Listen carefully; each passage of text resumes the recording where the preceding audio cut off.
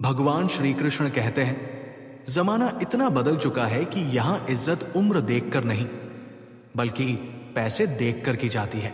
इसलिए अपने काम में इतना व्यस्त हो जाऊं कि चिंता करने का समय ही न मिले। मित्रों, इस अद्भुत यात्रा को आरंभ करने से पहले, हे श्री कृष्ण, जो भी भक्त आज इस अमृत वाणी को सुन रहा है, उनके जीवन में सदैव आपकी कृपा बनी रहे। और हां, वीडियो शुरू करने से पहले कमेंट में जय श्री राधे कृष्ण लिखकर अपने प्रेम और श्रद्धा को प्रकट करें। तो आइए दोस्तों, शुरू करते हैं इस अद्भुत यात्रा को जो आपके दिल को छू जाएगी। श्री कृष्ण कहते हैं, जो बीत गया उसके लिए शोक मत करो और जो आने वाला है उसकी चिंता मत करो। केवल अपने वर्तमान कर्म पर ध्यान दो, क्योंकि चिंता करने से ना तो अतीत बदलेगा और ना ही भविष्य, बल्कि चिंता केवल तुम्हारा मन और अधिक उलझा देगी। अब इसे एक गहरे और सरल तरीके से समझते हैं। मान लीजिए आपके हाथ में एक कांच का गिलास है। वो गलती से आपके हाथ से छूटकर गिर जाता है और टूट जाता है। अब आपके पास दो विकल्प हैं। पहला विकल्प यह है कि आप बार बार ये सोचते रहें कि गिलास टूट गया, ये नहीं होना चाहिए था। फिर चिंता में पड़ जाएं कि काश ये टूटता ही नहीं। इससे आपका मन बार बार उसी बात में उलझा रहेगा। दूसरा विकल्प यह है कि आप इस सत्य को स्वीकार करें कि जो होना था वो हो चुका। अब सफाई करनी है और आगे से सावधानी रखनी है। श्री कृष्ण यही समझाते हैं कि हर स्थिति में हमें सकारात्मक दृष्टिकोण अपनाना चाहिए। हमारी ऊर्जा और समय को व्यर्थ चिंता में नष्ट करने के बजाय उसका उपयोग समाधान ढूंढने और आगे बढ़ने में करना चाहिए। अगर आप पहले रास्ते को चुनते हैं तो क्या होगा? आपका मन पछतावे और चिंता में उलझ जाएगा। आप बार बार खुद को दोष देंगे, स्थिति को कोसेंगे, लेकिन गिलास वापस नहीं जुड़ने वाला। इसके विपरीत अगर आप दूसरे रास्ते को अपनाते हैं तो आप स्थिति को समझकर आगे बढ़ेंगे और समाधान पर ध्यान देंगे। यही फर्क है चिंता करने और समाधान खोजने में। चिंता केवल आपको उलझा देती है, जबकि समाधान आपको आगे बढ़ने की शक्ति देता है। अब इसे एक और उदाहरण से समझते हैं। एक बार एक यात्री जंगल में रास्ता भटक गया। उसके पास दो विकल्प थे। पहला, वो चिंता में बैठकर ये सोचे कि अब मैं यहां से कैसे निकलूंगा? अगर मैं भटक गया तो क्या होगा? अगर कोई जंगली जानवर आ गया तो? और इस डर में फंसकर अपनी हिम्मत ही हार जाए। दूसरा विकल्प यह था कि वो शांत दिमाग से सोचे, अपना धैर्य बनाए रखे, आसपास के संकेतों को देखे और धीरे धीरे बाहर निकलने का तरीका खोजे। अगर वो चिंता में ही डूबा रहता तो उसका मन और उलझता जाता। वो घबराहट में गलत फैसले लेता और सही दिशा में सोच भी नहीं पाता। लेकिन अगर वो धैर्य रखता और सोच समझकर आगे बढ़ता तो उसे रास्ता जरूर मिलता। यही बात हमारे जीवन में लागू होती है। जब हम किसी समस्या का सामना करते हैं तो हमें दो रास्ते दिखाई देते हैं। पहला, चिंता में डूब जाना। दूसरा, धैर्य रखकर हल ढूंढना। अगर हम पहले रास्ते को चुनते हैं तो समस्या हल नहीं होती, बल्कि हमारे विचार और उलझ जाते हैं। जैसे कोई मकड़ी का जाल, जिसमें जितना ज्यादा हाथ पैर मारोगे उतना ही उसमें फंसते चले जाओगे। लेकिन अगर हम शांत रहकर सही दिशा में सोचें तो हमें समाधान जरूर मिलता है। श्री कृष्ण भगवद गीता में हमें यही सिखाते हैं, कर्म करो, फल की चिंता मत करो। इसका सीधा अर्थ यही है कि हमें अपने कर्म पर ध्यान देना चाहिए, लेकिन उसके परिणाम की चिंता में अपना मन नहीं उलझाना चाहिए। चिंता करने से ना तो समय वापस आता है और ना ही भविष्य बेहतर होता है। ये केवल हमारा वर्तमान बर्बाद करता है और हमें निष्क्रिय बना देता है।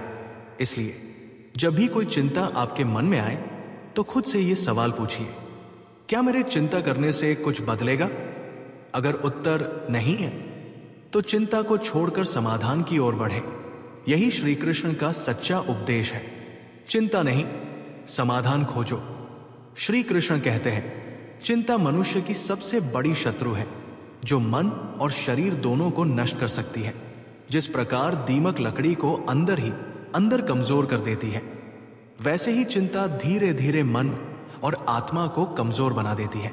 इसलिए चिंता छोड़ो और समाधान की ओर बढ़ो। जीवन में समस्याएं आना स्वाभाविक है। हर समस्या के साथ कुछ न कुछ अच्छा भी छुपा होता है। उदाहरण के लिए, अगर कोई परीक्षा में असफल होता है तो ये उसे अपनी कमजोरियों को पहचानने और अगले प्रयास में बेहतर करने का अवसर देता है। लेकिन अगर वो केवल अपनी असफलता पर ध्यान देगा तो वो अपनी क्षमता को पहचान ही नहीं पाएगा। सकारात्मक सोच हमें ये सिखाती है कि हर कठिनाई एक नया सबक देती है जो हमें और मजबूत बनाती है। श्री कृष्ण अर्जुन से कहते हैं, कठिनाइयां तुम्हारे आत्मबल की परीक्षा है। उन्हें सहन करके ही तुम अपने भीतर की शक्ति को जान सकते हो। यह उपदेश हमें बताता है कि जीवन की हर परिस्थिति में कुछ अच्छा छुपा होता है जिसे हमें खोजने की जरूरत है। उदाहरण, मान लीजिए आप एक ट्रेन पकड़ने में चूक गए।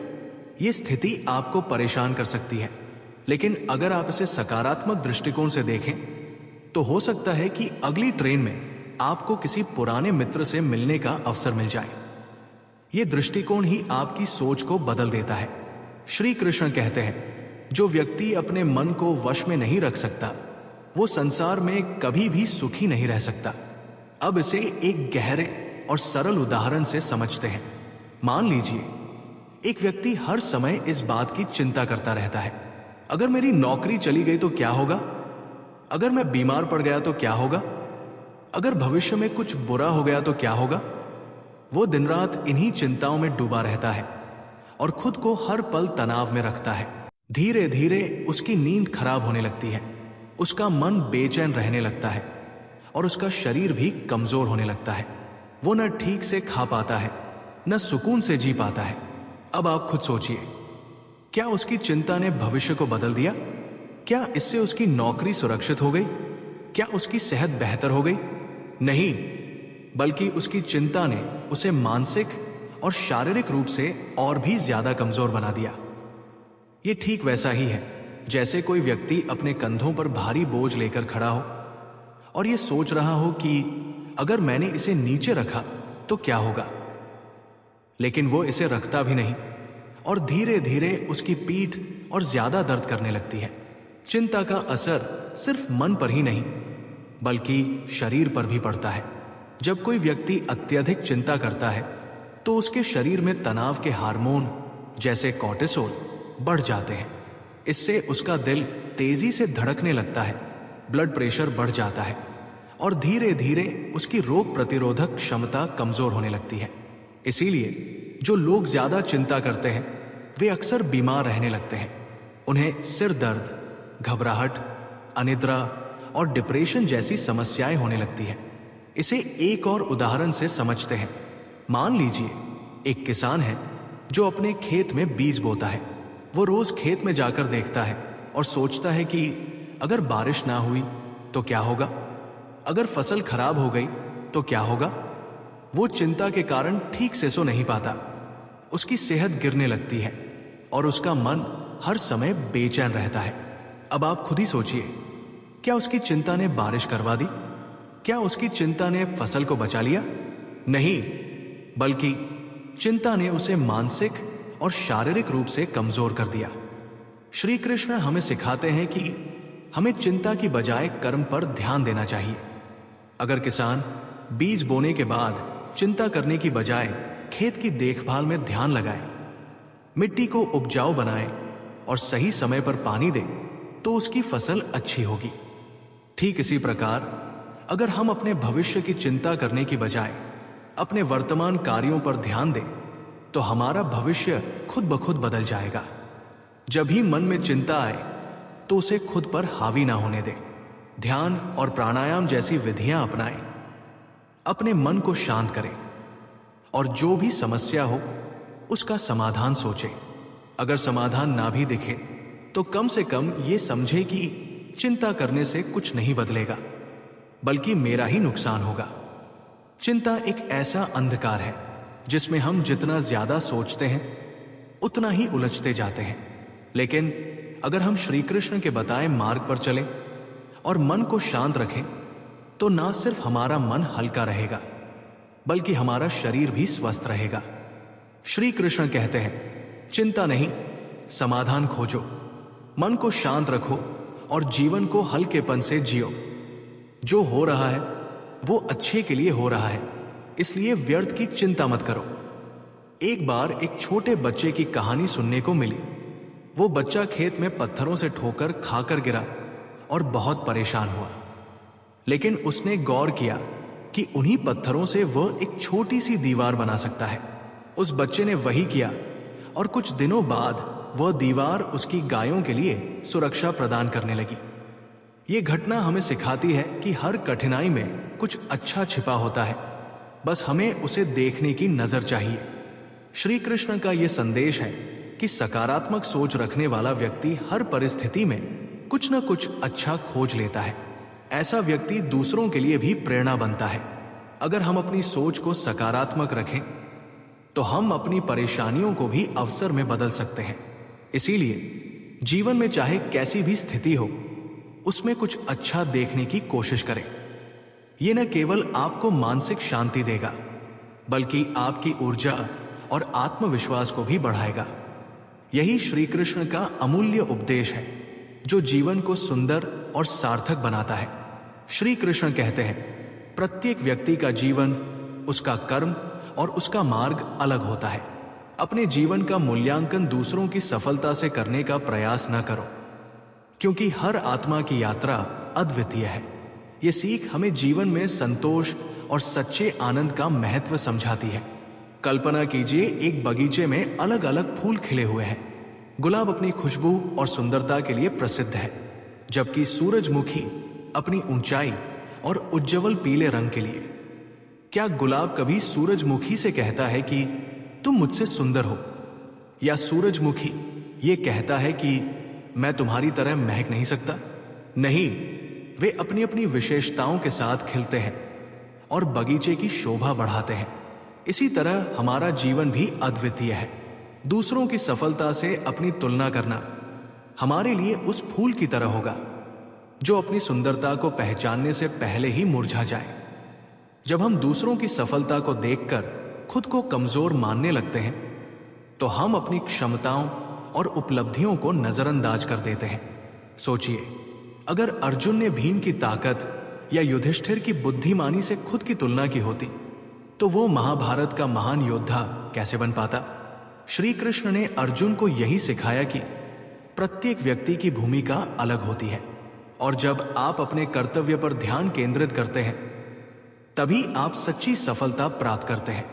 जीवन एक ऐसी किताब है जिसकी हर पंक्ति का अर्थ हमें तुरंत समझ नहीं आता, लेकिन जब हम पूरी कहानी पढ़ते हैं, तब हमें एहसास होता है कि हर घटना हमें एक बड़े उद्देश्य की ओर ले जा रही थी। इसे एक अलग तरीके से समझते हैं। एक बार एक लड़का था जिसे पेंटिंग का बहुत शौक था, लेकिन उसके माता पिता चाहते थे कि वो इंजीनियर बने। उसने इंजीनियरिंग की पढ़ाई शुरू की, लेकिन उसके मन में हमेशा कला को लेकर एक बेचैनी बनी रही।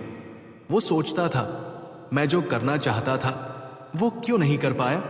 लेकिन उसने अपनी पढ़ाई पूरी की और आगे बढ़ा।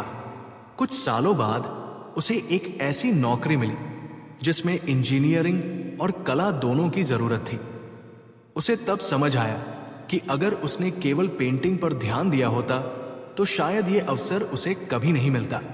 हमारी जिंदगी में भी ऐसा ही होता है। जब कोई चीज हमारे मन के मुताबिक नहीं होती तो हम दुखी हो जाते हैं, लेकिन आगे चलकर वही घटना हमारे लिए वरदान साबित होती है। मान लीजिए कोई व्यक्ति ट्रेन पकड़ने के लिए भाग रहा हो, लेकिन ट्रेन छूट जाए। वो गुस्से और दुख में आ जाता है, लेकिन बाद में उसे पता चलता है कि जिस ट्रेन में वह जाने वाला था उसका एक्सीडेंट हो गया। तब उसे समझ आता है कि ट्रेन छूटना उसकी जिंदगी के लिए कितना जरूरी था। श्री कृष्ण यही सिखाते हैं, तुम्हें हर घटना का अर्थ तुरंत नहीं समझ आएगा, लेकिन ईश्वर पर विश्वास रखो। जो हो रहा है वो किसी न किसी कारण से हो रहा है और तुम्हारे भले के लिए हो रहा है। जब हम इस सोच को अपना लेते हैं तो हमारे जीवन की चिंताएं कम हो जाती हैं और हम अपने हर अनुभव को खुले दिल से स्वीकार करने लगते हैं। इसलिए जब भी कोई मुश्किल समय आए, जब भी कोई चीज हमारे हिसाब से न हो, तो खुद से बस एक सवाल पूछो, क्या यह भविष्य में मेरे लिए अच्छा साबित हो सकता है? अगर हां, तो फिर चिंता क्यों करनी? श्री कृष्ण पर विश्वास रखो और आगे बढ़ो। मन में बेवजह के विचार पालने से बेहतर है समाधान की ओर कदम बढ़ाना, क्योंकि व्यर्थ सोचने से रास्ते नहीं बनते। भविष्य की अनिश्चितता में उलझे रहने से वर्तमान के सुखों का आनंद नहीं लिया जा सकता। जो सामने है उसी को संवार। जिंदगी में परेशानियां आती हैं, लेकिन उनके बारे में बार बार सोचने से वे और भारी हो जाती है। हल ढूंढना ज्यादा जरूरी है। अधिक सोचने से समस्या छोटी भी बड़ी लगने लगती है। मन को शांत रखेंगे तो हल खुद ब खुद नजर आएगा। विचारों का बोझ जितना बढ़ेगा, मन की स्थिरता उतनी ही कम होगी। हल्का महसूस करने के लिए व्यर्थ की उलझनों से दूर रहिए। मैं अपने जीवन का एक उदाहरण साझा करता हूं। एक समय था जब मेरे सभी दोस्त अपने अपने करियर में सफल हो रहे थे और मैं संघर्ष कर रहा था। मैं खुद को उनकी सफलता से तुलना करता और सोचता, मैं क्यों पीछे हूं? यह सोच मुझे और हताश कर देती। लेकिन एक दिन मैंने अपनी उपलब्धियों पर ध्यान दिया। मैंने महसूस किया कि मैं अपने क्षेत्र में जो कर रहा हूं वो मेरे लिए महत्वपूर्ण है। धीरे धीरे मैंने अपनी गति से आगे बढ़ना शुरू किया और आज मुझे गर्व है कि मैंने अपनी दिशा में सफलता पाई। अपनी तुलना करना उस नाविक के समान है जो अपनी नाव को चलाने के बजाय दूसरों की नाव की गति पर ध्यान देता है। इससे न केवल उसकी नाव रुकती है, बल्कि वो अपनी मंजिल तक पहुंचने में भी असमर्थ रहता है। इसी तरह जब आप दूसरों की सफलता पर ध्यान केंद्रित करते हैं तो आप अपनी यात्रा को धीमा कर देते हैं। श्री कृष्ण का यह उपदेश हमें सिखाता है कि दूसरों की सफलता से प्रेरणा लेनी चाहिए, न कि उससे तुलना करके खुद को हताश करना चाहिए। जब आप अपना ध्यान अपने लक्ष्य और अपनी क्षमताओं पर केंद्रित करते हैं तो जीवन में संतोष और सफलता दोनों मिलते हैं। आपको ये श्री कृष्ण की वाणी कैसी लगी? कृपया अपने विचार कमेंट बॉक्स में साझा करें। अगर आपको हमारा प्रयास अच्छा लगा हो तो वीडियो को लाइक करें और चैनल को सब्सक्राइब जरूर करें। बेल आइकन दबाकर हमारे नए प्रेरणादायक वीडियो सबसे पहले देखें। धन्यवाद। आपका दिन शुभ रहे। जय श्री कृष्ण। राधे राधे।